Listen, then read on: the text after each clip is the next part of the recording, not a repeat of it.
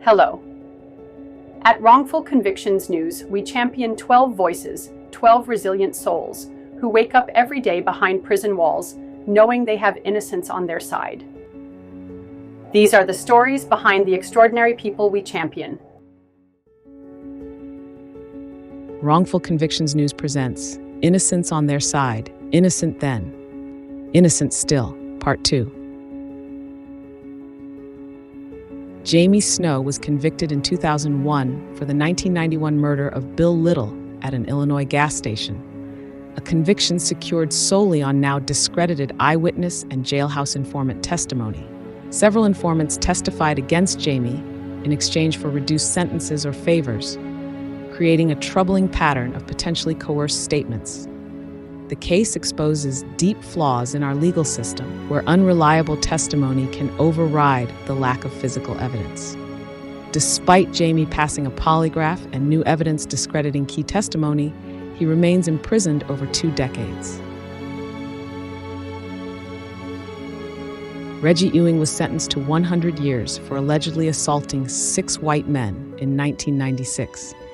The entire case rested on a single witness who was unable to identify Reggie, except to say there was something about his eyes.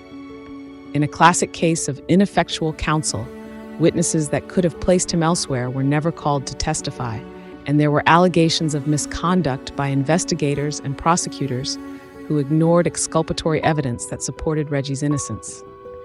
For 29 years, Reggie and his wife Donna have continued to fight to have the truth revealed and Reggie released.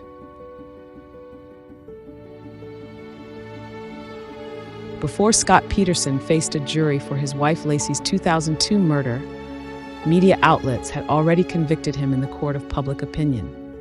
In January 2024, the Los Angeles Innocence Project took on his case, presenting evidence for a different theory, that Lacey may have been killed after witnessing a neighborhood burglary.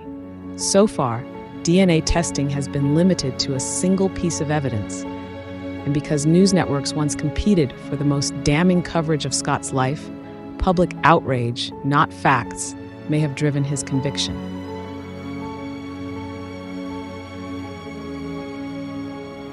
In 2009, Guy Hines Jr. was convicted of brutally murdering 8 family members in their Brunswick mobile home. Despite the prosecution's theory that one person could single-handedly overpower and kill 8 victims, forensic evidence tells a different story.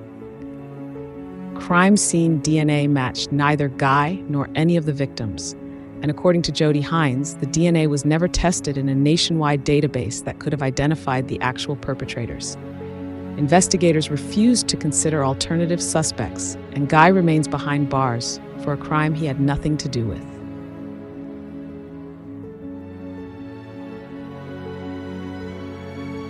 Peter Vlasiuk has spent 23 years in prison for allegedly staging his late wife's drowning in a lake. Through 3 separate trials, because prosecutors refused to admit they could be wrong, they've built their case on now discredited lake science about how bodies behave in water, claiming he murdered her and manipulated the scene. Despite multiple forensic experts debunking these theories and far more evidence pointing to a tragic accident, Pete remains a 3-time victim of outdated science and prosecutorial pride that's blinded to the truth that he's innocent.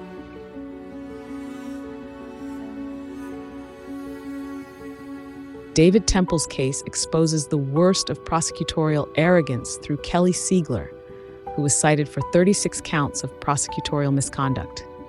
Despite David having an alibi and Siegler publicly boasting she had no evidence against him whatsoever, she pursued the case anyway. After 2 trials and a judge's devastating findings about her ethical violations, Siegler faced no real consequences. While an innocent David has spent 16 years behind bars, standing as proof that some prosecutors care more about winning than justice.